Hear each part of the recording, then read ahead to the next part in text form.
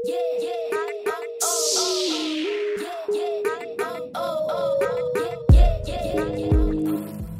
déggoo ne ma góor ko gon ko dëgg duñ ko raay fu ñu wax ko Rap Galsen ba mu daj kenn du la fale yow kenn du la fale kenn du la fale lu leen dañu bare ku la yéem nañu gaare ñun lu ñu jéem nañu pare ni nga kenn du la fale toppal fale ci ñale yow toppul fale sa ngeen dafa fare ku la yéem nañu gaare ma daga seeni ngeen nañu pare yeah salaam sama gars yi salaam sama mbokk internet maa ngi nuyu ko si nekk tur ak sant di leen wax xam nga rek ngeen dal jàmm ci SA TV xam nga ak Mr Fadel tey jii nii dañuy ñëw dalal benn invité boo xam ne mu ngi jógee bu Médina du nom de Virus. yeah Virus naka nga j'espère que yaa ngi am jàmm. waaw bonjour. tey jii dañuy ñëw waxtaan ak yow. kan mooy Virus quoi. Voilà donc bon je pense que Virus c'est une personne qui est très simple, humble, modeste, bon jovial, gëm boppam gëm lu muy def tu vois am but am objectif quoi. mais est-ce que mën nga ñu wax aussi kañ nga lancé wu ci musique bi quoi. Bon boo xoolee ba ma commencé def son c'était en 2010 d'ailleurs même man j'ai jamais pensé que j'allais être un artiste voilà donc c'est venu spontanément donc moo tax sax ma tuddee sama bopp Virus donc voilà dafa mel ni virus bu dugg ci man changer sama life donc ma waxoon que dinaa nekk peut-être artiste wala dinaa mës a téye micro un jour j'allais pas le croire mais donc je pense que comme la ñu wax rek jaam ak pexem yàlla ak dogalam voilà donc après par la suite c'est la nekk porteur de voix après ma nekk di ci gëstu donc ñuy temps bi di gën a dem donc man jamono jooju noonu sama fort freestyle la woon en fait donc gars yi gënoon ma xamee ci rap freestyle. dëgg la si. voilà donc j'ai fait pas mal de compétitions j'ai tourné sur pas mal de secteurs concernant freestyle battle de rue à un moment donné gars yi ne ma nag bon il est temps aussi que nga dem ci compétition freestyle pour nit ñi mën la xam et donc c'est là que j'ai commencé à m'inscrire sur pas mal de compétitions box street battle. En représentant la Médina dignement ma jël ko représenté waat Médina Big City Battle ma jëlaat ko après j'ai remis mon titre en jeu aussi en 2013 après bon voilà. yeah mu ngi nice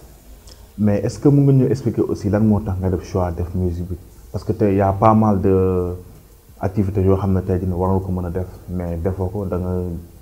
choisir def musique léegi lan moo tax choix boobu quoi bëgg naa nga leeral ko gars yi lay seetaan quoi. Ouais, comme je dis, c'est quelque chose de très très difficile parce que même man xaw ma comme je dis parce que moo tax ma tuddee sama bopp virus xam nga tey bu ñuy wax virus day loo xam ne day ñëw day dugg ci yow. C'est-à-dire day changer sa attitude day changer ta façon de faire de se comporter. comprendre donc mën naa wax ni rap bi comme virus la nekk ci man. voilà parce que déjà man c'est pas le rap qui m'a motivé à faire du rap. c'est la musique qui m'a motivé à faire du rap.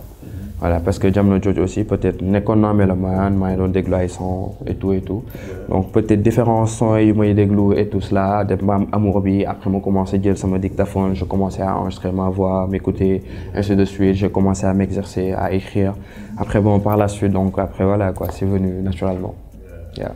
waaw mu ngi naaj dëgg la si mais da nga ma xaw a jaaxal quoi benn instant parce que damay toog des fois xam nga di xalaat sa tour bi nii affaire daf may jëlee kaw quoi lan moo tax nga tuddee sa bopp virus quoi benn instant. waaw le nom virus. ouais parce que c'est tout à fait normal bon ma gën la leeral ci virus bi. d'habitude Sénégal bu ñu déggee virus tout le temps c'est quelque chose de négatif. tey avant ñu dégg virus corona je pense que dégg nañu virus VIH dégg nañu virus comment ça s'appelle Ebola. et cetera. donc virus tant que amul suivi mënoo xam virus bi en fait lan la donc je pense que. maa ngi ko doon wax moo tax ñu préciser ne le virus Ebola virus VIH virus X ou virus Y comme ça tu pourras distinguer les différents virus mais bu ñu nee virus rek da nga xam ne virus lii luy contaminer la rek mais xamoo ci ban fànn lay contaminer en fait voilà donc bii virus c'est juste un virus qui contamine selon ses idées et sa musique tey c'est grâce à mes idées que je peux écrire c'est grâce à mes idées que je peux convaincre une personne c'est grâce à mes idées que je peux développer voilà donc virus bi contamination foofu la damay def nga like et ma contaminé la et tu me rejoins par rapport à ma musique. cependant boo gisee ay nit yu toog 4 wala 3 5 6. donc tey bu ñu ma laajee sa tour ma ne leen virus. ñoom 6 personnes yëpp ku nekk virus mooy xalaat sera différent de l'autre parce que j'ai juste dit virus. je vais pas préciser. waaw gis nañu aussi nga nekk champion xam nga rek benn compétition bu tudd street battle xam nga jël nga compétition bi 3 fois mais est-ce que xam nga aussi lan mooy champion quoi beneen instant. Tour champion bon comme son nom l'indique rek. Je pense que voilà mais bon je pense que tey man tamit donte tey su ma ko nekkee nekk 3 fois champion en freestyle amoon yeneen rappeurs yu ma ko booleel c'est pas juste que ñoom aussi ils l'ont démérité suñu borom mooy maye. Voilà donc je pense que ci nekk tey da ngay am nit sax boo amee di wuti dara da ngay sabablu ne lii bëgg naa yegg fii. Donc xam sa compétence keneen ki tamit jógee fële ne moom tamit bëgg na yegg foofu donc seulement benn point de rencontre ba nga xam ne yéen ñëpp war ngeen fa mën daje. Donc seulement gëm-gëm bi pas-pas bi liggéey bi ak leneen lu si des suñu borom moo si teg loxo pour mu dem quoi donc je pense que c'est pas une question que voilà je suis le meilleur wala nii wala naa wala tu vois. waaw mu ngi naaj dëgg la si. léegi tey jii nii ban yëg-yëg nga am ci loolu noonu. Bon c'est une fierté ça faisait plaisir que xam nga dem jànkuwanteeg compétition bokk ko ak say morom et que yàlla mënoon na ko jox ndam bi si ñoom ñëpp ku ci ne yàlla choisir jox la ko. nga demaat encore ainsi de suite ça s'est reproduit encore une 3e fois donc fierté la vraiment et je pense que tey même en le faisant je pense que lu tax ma gënoon am xada bi di ko def parce que je représentais là maintenant comme je dis voilà. Bon képp koo xam ne tey jii nii réussir nga sa life mën naa ne am na ku nekk sa ginnaaw ku lay pousse benn instant waaw léegi est-ce que mën nga ñu wax tey jii nii ndax am na benn old school bu nekk sa ginnaaw tey boo xam ne tey mu lay accompagner sa côté carrière quoi. Bon non je dirais non. Mais nu mu demee noonu. Non je le dis haut et fort si parce que je pense que dëgg la certes am na yenn pàcc yoo xam ne ni dañuy teg loxo mais certes am na ñoo xam ne tamit ils sont partis de 0 à 100. Voilà. Donc man je pense que loolu laa bëgg quoi donc jóge 0 dem 100 donc amuñu problème ak qui que ce soit donc ñu nag old school yi ñu nag grand yi ñun ñëpp ay gain la ñu fu ñu dajee ci concert dañu sekk jàmm dañuy jàmm santé dañ lay show love dañ lay flow et que bon voilà quoi je pense que loolu moo gën a important après ku ci nekk nag bay sa tool. Voilà kon instant yow da nga jël propre engagement tey jii nii ak sa staff pour defar lépp seen bopp quoi. Exactement man ak sama staff ñu géré sa conférence de presse bi mooy sa son kéemtaan bu muy génn gis nañu staff bi xam nga rek mobilisation bi ak déggoo bu ñu déggoo xam nga ba tey jii nii. conférence de presse bi réussir wax dëgg yàlla macha allah tey jii nii staff yi naka nga def tey jii nii ba am staff boobu noonu parce que y a pas mal d'artistes yi nga xamante ne tey jii nii problème staff la ñu am lan ngay wax artistes yoo xam ne tey jii dañoo am problème staff. Ok gis nga en fait man je me dis que staff c'est pas vraiment un problème. D'où question que tu as besoin vraiment des gens compétents, tu as vraiment besoin des gens qui ont un potentiel, ou des gens qui ont non, d'abord staff amour là en fait. Il faut que d'abord nous nek ce gannaaw ñu gëm là en fait. Ñu am amour ci lu ngay def. Voilà, donc je pense que amour bi bu fi nekké déjà même l'impossible sera possible. Da ngay gis que même bu fekké ni ki sax xam-xam amul xam-xam bu bari ci li mais dafay jëngu il va essayer de se surpasser pour ñu toll foofu et je pense que c'est l'union qui fait la force donc gars yi yëpp dañu gëm par exemple Virus dañu gëm talent Virus dañu gëm que Virus mën na yegg fii et que je pense que ñun ñëpp si nous sommes sur la même longueur d'onde et que donc lu ñu buntu bu ñu fëgg day mën tëjee ko donc je pense que ce staff loolu kese la il faut juste s'entourer des gens qui t'aiment bien des gens qui t'apprécient des gens qui croient en toi des gens qui sont là pour te tirer vers le haut quoi. Voilà parce que ñu gis aussi yaa ngi def son bu tudd Seytaan xam nga def kenn du la faale def Kemtaan aussi xam nga ak coronavirus bi léegi yow tey jii nii lan moo tax nga jël chemin boobu noonu quoi commencé Seytaan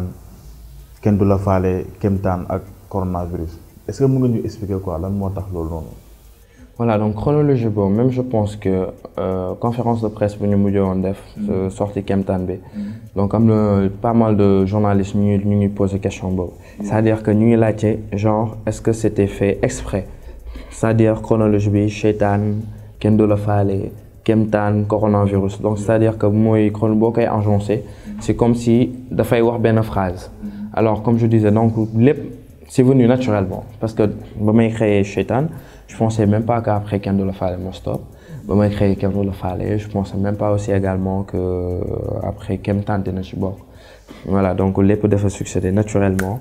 et que donc yenn yu ci bëri dafa nekk ay sons yoo xam ne c'était un peu spirituel voilà et comme je dis donc porteur de voix c'est le truc ça ne se limite pas juste peut-être sur les écoutes wala si freestyle bu ñuy def parce que aussi en tant que porteur de voix ñun suñu kàddu dafa am sens donc tey nit mën na dem sax ba di xaru sa benn son mu dégg benn phrase ba nga xam ne mën na tax mu ñëwaat à la raison tey nit mën na décourager ci life am il est perdu mu déglu sa son après il revient tu vois donc donc chaque mot qui sort de notre bouche est très très important et que donc gars yi dañ ci war a bàyyi xel donc moo tax des fois c'est normal que ñu xam ne ni askan bi lañ fi nekkal et que on essaie de leur tirer xam de leur pétrin quoi par rapport juste à nos mots. ñu ñëw ci son kenn du la faale parce que da nga ne yow laay waxal. waaw. Rap Galsen ba mu daj kenn yow moom a fi kodul sama bopp yow laay waxal yow laay ndey waxal yow laay ndey waxal fu ma seen ndawal te rëccal ne keewal ma mbaxal sa ndawal. kan ngay waxal ci son parce que son bi aussi clash la tu vois léegi kan nga doon waxal ci son bi quoi benn exemple. non je suis désolé mais du clash. non voilà du clash. En fait son bi écoute la je parlais de moi donc tagg sama bopp donc wane samay vibes samay techniques et que aussi teg sama barrière aussi également voilà donc yow laay waxal bi voilà donc boo xoolee damay naan yow ak laay ak nday ngeen wax quoi en fait métaphore la voilà donc métaphore donc du coup boo ko déggee bam rek da ngay foog ne ni nit laay waxal wala soit damay jéem a saaga wala damay jéem alors que c'est pas ça donc métaphore la donc boo ko defee c'est-à-dire da nga koy créer ci bopp nit ñi quoi donc nit bu ko déglee tak rek 100% mu xalaat day foog ne da nga saaga wala il le comprend à travers voilà et je pense que donc loolu aussi astuce la ci rappeur quoi voilà donc name dropping la kese bu ma utiliser foofu. mu ngi nice lan mooy sa activité quoi à part le rap. voilà donc bon à part musique bi boo xoolee man je suis expert en communication. Voilà, donc boo xoolee donc je travaille pour pas mal d'entreprises concernant communication, marketing, tu vois. Donc aussi, nous avons aussi une fondation qu'on est en train de mettre en place qui s'intitule Fondation Bon Usage. Je pense que moi, c'est mon ethnie. Voilà, donc BU. Donc après, voilà, donc je suis sur différents secteurs à part musique, donc de musique rek quoi, moom laay def. Voilà. am na artistes yu bëri yoo xam ne tey jii nii dañoo yem ci rap bi kese lañ yem quoi xam nga waaw léegi te yow instant nii yaa ngi ci rap bi en même temps yaa ngi ci côté communication tey jii nii lan ngay wax artistes yoo xam ne tey jii nii ñoom ci rap bi kese la ñu nekk te ci loolu lañ yaakaar quoi benn instant parce que booy def musique aussi xam nga il faut nga am tey jii nii si loo jàpp tey jii xam nga pour suba boo mënee def say projet fay say projet quoi benn instant. mais tu sais ci loolu y a pas mal d'artistes qui l'ont compris hein. Tey parce que xam nañu tu sais musique hein, ça demande la musique ça nécessite beaucoup d'engagement et beaucoup d'investissement donc xam nga maanaam xaalis mooy indi xaalis quoi te musique même boo bëggee am benn produit ba nga xam ne bu baax il faut nga def ci xaalis voilà donc loolu mooy tax après mu mën a indi rentabilité tey am na yenn artistes yu bëri dañuy gis mais am na ñoo xam ne dañuy dem jaayi ndox mon frère dañuy jaayi ndox man gis naa ko ba tey bu ñu demee jaay ndox collecter seen fonds après dajale ko dem yóbbul ko waaju nekk studio pour prise am na ñoo xam ne ni tey ay menuisier la ñu xam nga dañuy dem fortaatu ci seen bant dajale ko ba potu ko naane après dem minimum am ci seen benn son il y a des gens qui apprennent à évoluer comme ça et donc loolu c'est très important lu bon nag mooy c'est-à-dire que nga limité wu kese ci musique bi parce que boo limité wu kese ci musique bi tey suba di nga bëgg a am benn son dina nekk problème parce que son boobu noonu duñ la ko may. dëgg la si foog nga dem studio nga fay am prise de voix pour nga am sa benn son bu normal donc tu es obligé nga fighting pour am ko donc gars yi donc rap bi neex na musique bi neex na ok mais xam leen tamit dafa laaj investissement donc aussi looy mën di investir fexe loolu mooy tax mu leen mën di la jural quoi dërëm mooy indi dërëm. lan mooy sa projet actuel quoi lan la ñu war a mën a xaar tey ci Varus. Voilà donc bon c'est mon projet actuel parce que boo xoolee bon corona bi puisque du wax lépp le pause c'est le monde qui est en pause donc on avait prévu après sortie Kemtan bi on avait prévu def Kemtan tout au ciblé des régions def ay tournées voilà on avait prévu de bien faire la communication de Kemtan mais après bon negam après coronavirus dafa ñëw donc après on était obligé même xam nga de suspendre la communication de Kemtan si dañu génnee coronavirus. Voilà, donc actuellement, dañuy xaar affaire yi xaw stable. On va reprendre la communication de Kemtan, may vidéo Kemtan bi. Après, puis lancer benn EF boo xam ne ça sera 7 titres en freestyle. tey jii nii yaa ngi dëkk Médina xam nga te Médina am nga fa benn popularité boo xam ne tey jii nii kenn dootu ko waxati quoi benn instant te Médina aussi am na ay artistes ku si mel ni ñoom El Jazz ñoom ak BS xam nga ak ñoom King Crew léegi tey jii nii mën nga ñu wax bonne relation nga am ak artistes yu Médina yi. Bon ça va c'est que nañ jàmm fu ñu comme li ma wax sànq rek donc ñu la gars yi fu ñu mënti daje voilà dañuy jàmm santé c'est que jàmm et que je pense que kenn bu waree def dara xam nga keneen ki help ko keneen ki jàpp si et que je pense que loolu moo gën a important ñu c'est que jàmm voilà yenente jàmm et que ñun ñëpp ñu am benn but et que mooy fexe Médina rap bi Médina mu mën a am doole Médina donc je pense que ñoo bokk même but ñoo bokk objectif donc je pense que ñooñu mënuñu ko lu dul c'est que jàmm quoi. mais ak style bi nii xam nga waaw lan moo tax nga choisir style bi quoi jël style bi xam nga rek jël sa rasta yi def ko nii wàccee ko pour tax def ko comme yenn artistes yi jël affaire yi yéegal ko ci kaw affaire yi noonu. non xam nga tey ku nekk yow style feeling la rek sa feeling bopp la naturellement tu vois. voilà xam nga mi ngi mel ni yow rek xam nga gis nga ni nga daggee affaire bi ak ni nga tëjee chemise bi xam nga am ñoo xam ne da nga koy bàyyi mu gudd xam nga c'est ça en fait donc c'est ce feeling bopp la rek donc li ngay sentir la yëg-yëg la et puis bon voilà basta quoi. kon je peux dire que ce choix la quoi. ouais. yeah, thank you. jërëjëf jërëjëf. ñoo ngi gis yaa ngi nekkoon ci benn maison de production bu tudd IMI xam nga tey nga nekkoon foofu di def sa carrière ñu jéggi saa rek déggatuñu la quoi nga liggéey ak ñoom lan moo tax tey séparation boobu noonu est-ce que mën nga ñu expliquer loolu parce que am na ñu bëri yoo xam tey jii ñu lay seetaan fa lañ la xamee mais ñu jéggi saa gisatuñu la foofu noonu bëgg naa nga leeral gars yi aussi lan moo tax séparation bi. donc nekkoon naa di job ak structure boobu donc boo xoolee maag ñoom job nañu sax vidéo boo xoolee kenn du la faale maag ñoom ñoo ko liggéeyandoo et tout. Après bon, à un moment donné aussi, il faut savoir voler de ses propres ailes. Voilà, donc peut-être Virus demande un bon niveau bob lañ toll woon. Après voilà, donc on avait décidé de voler de nos propres ailes. Fexe ñun xam nga sumb ñun lu ñu bëgg donc teg ko ci code teg ko ci yoon et que ñun ñu mën a créer suñu futur sans pour autant nekk ci benn structure wala sans pour autant nekk ci benn label. Voilà donc loolu taxoon ñu quitté foofu noonu pour mën a joobal suñu bopp et que mën a gérer suñu planning de carrière. mais est-ce que pare nga aussi pour liggéey yenn label jamono bi ñu toll nii parce que yaa ngi wax da nga jël engagement pour demal sa bopp. mais si je suis open à ça je suis vraiment open à ça je suis open pour job ak ay yenn label je suis open pour ay partenaires et tout cela ça dépendra juste de la proposition. fente naf su bakkenam rek fente safara tëdd naa ba xaaju guddi génte ajana ba yàlla di dénk aw ak Adama kon pombe tax Iblis di yuuxu ndam kon pombe tax ñu rocc ci ruuxu jaam. ñu ngi gis yaa ngi def benn son bu tudd Kéemtaan waaw te son bi paroles yi riche na lépp naay samba di apprécier son bi quoi te gars yi xam nga ñu ngi apprécier léegi yow tey jii nii son bi gis nañu nga def ci benn cover boo xam ne xam nga da nga def benn évo fii nii waaw sa bët yi aussi xam nga ni luy tàkk quoi benn instant te gars yëpp ñu ngi coow ñu ne non booy bi est-ce que nekkul di liggéey xam nga rek satan yi affaire yooyu noonu léegi bëgg naa aussi nga leeral la gars yi loolu noonu lan moo tax nga def choix def cover boobu noonu. ok bon boo xoolee son bi affiche bi bu mu génnee donc moi j'ai reçu beaucoup d'appels j'ai reçu beaucoup de textos j'ai reçu beaucoup de retours maintenant xanaa temps yi lii nga wala temps yi lee nga wala li may dégg est-ce que dëgg la parce que Sénégal bon je pense que pour ñu catégoriser la ci pharmacien la wala lii nga c'est très très facile. et je pense que tey boo xoolee lu génn ci affiche bi ak contenu son bi c'est quasiment différent donc certes l'affiche était sortie avant le son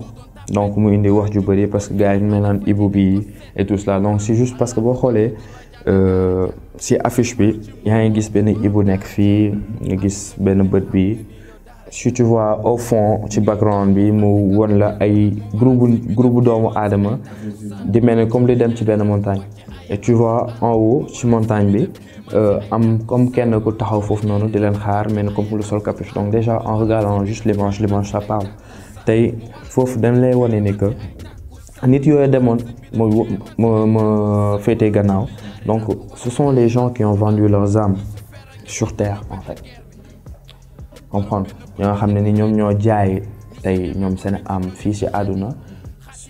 Iblis may leen àdduna voilà donc tey bu ñu demee ba dellu àlaaxira donc ñooñu ay njabootu Iblis lañu. Ibou bu ma jël ma teg ko fii tey boo xoolee Ibou boo xoolee tey oiseau royal la Ibou déjà dafa mystérieux Ibou dafay gis sax la nga xam ne ni ñëwagul. voilà donc tey aujourd'hui quand on parle de kéemtaan on parle de mystère voilà c'était ça. instant lan mooy sa projet d'avenir la ñu war a mën a xaar ci yow. bon bëri na c'est vaste c'est large projet yi moom bëri na trop à l'avenir donc lu ñuy préparer moom bëri na en tout cas bon pour juste rek lu mu la mën a wax ci gàttal mooy que bon bëgg nañu jël drapeau Sénégal yóbbu ko mu tourné quoi. waaw ñu ngi gis Sénégal jamono bii nii xam nga xaw na yëngu ci côté mineur yi parce que tey jii nii xam naa vidéo yi boo ko gisul dégg nga ko gars yi di ko wax internet yi partout ay mineurs yu loué appartement defal lu leen neex tey jii nii ban message ngay lancé tey jii jeune Sénégal. bon qu'ils soient juste conscients waaw bon qu'ils soient juste conscients de leurs actes de leurs faits xam bu baax lu ñuy def quoi aussi que et que ñu xam que en fait portable ak internet donc mën nañ ko utiliser à bon usage quoi mais pas négativement je comprends donc tey xam nga loolu rafetul quoi gis nañu image yi donc c'est pas vraiment beau à voir parce que ñoo ñëpp tey plus tard ñoo ñi sont agréés ñi ñu nekk ay borom kër ñi xam nga ñu am ay jëkkër et tout cela donc nag bon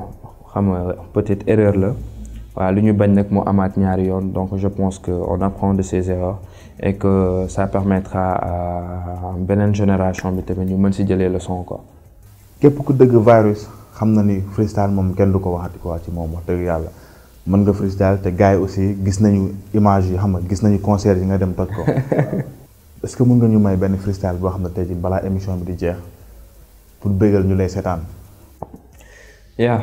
ok Virus maa ngi toog ma may la benn frise te punchline nga bëgg a dégg ma ñëw rek nga gis man ni nga Macky lay rendi sa det ba nar a tiis Macky nar a booy taw sa xel ba pare di la wiis te man la vaille dafa yàgg a try maa ngi seen ay flash feu bi laay ko teg nga xam ne booy yow booy du clash te man la Mr Virus nigga rendi la comme vache te lu may teg ci kees bi nigga booy yow ñaari h jox la xib ak xab taxi tip du sop man la vaille dama dof dama yàgg a job foog sa street ak sa click dama ñëw yow stop Macky teg Macky check foog say rëbb cop flow bi jógee sama xel nigga Peace yàlla yëpp génne jeel nigga flow bi nigga dafa gratte da lay ndeel nigga te man la Mr Vara jox la ko yow wel nigga lu may rap digga improviser jarul boy abuser flow bi nigga dafa féroce doo ko sax canaliser nigga. waaw affaire yi mu ngi cool ah mu ngi cool mu ngi nice gars yi yéen a ko dégg ah dem leen abonné wu ci chaîne YouTube ba mu xam rek YouTube Instagram Facebook Virus officiel di ngeen am lépp loolu xam ne tey jii nii war nañ ko mën a xam ci moom. affaire yi mu ngi nice ah léegi lan ngay wax gars yi lay seetaan parce que émission bi jeex na. Content bu baax si invitation bi donc c'était cool donc j'ai passé d'agréables moments